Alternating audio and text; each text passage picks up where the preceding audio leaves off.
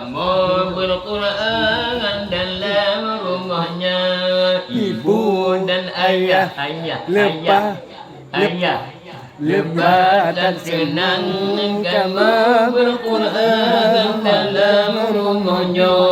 Kamu balik dengan selawat ada kamu bersuratul kahfi. Kamu balik dengan selawat ada kamu bersuratul kahfi. Ibu dan ayah dapat dan senang kamu berquran dalam rumahnya. Ibu dan ayah lepas dan senang kamu berquran dalam rumahnya. Kamu balik dengan selawat ada kamu bersuratul kahfi. Kamu balik dengan selawat ada kamu bersuratul kahfi. Allah suratul kahfi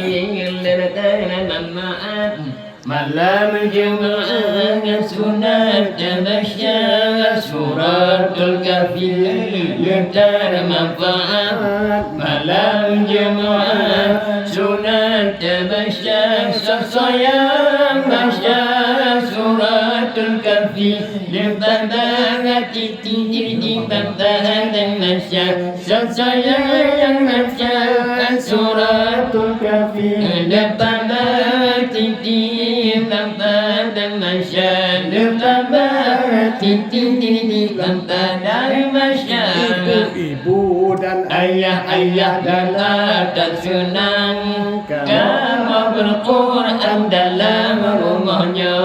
Ibu dan ayah lepas dan senang kamu berquran dalam rumahnya. Kamu balik dengan selawat ada kamu bersuratul kahfi. Kamu balik dengan selawat ada kamu bersuratul kahfi. Ada kamu bersuratul kahfi. Dabur Al-Quran dan faidah nadinya pegah 7 perkara.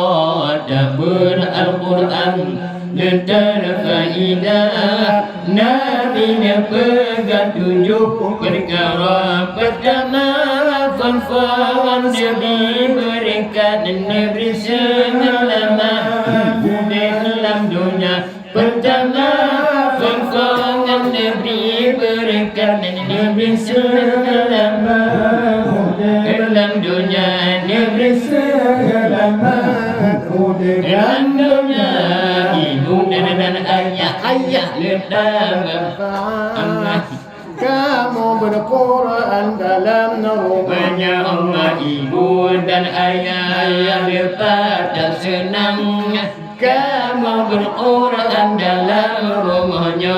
Kamu balik dengan selawat ada kamu bersuratul kahfi. Kamu balik dengan selawat ada kamu bersuratul kahfi. Ada kamu bersuratul kahfi.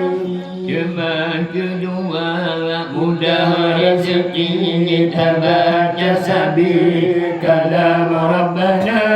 Jemaah yang lepas syukri. Jemaah yang ada azam kubur. Ya Tuhanku Nidama rahmat kekal dalam dunia dalam dunia kini beri rahmat Abashirun Allah dema kelima selamat iman dema yang keenam anak kanisa dema ketujuh selamat badan urang kemuliaan masuk surga.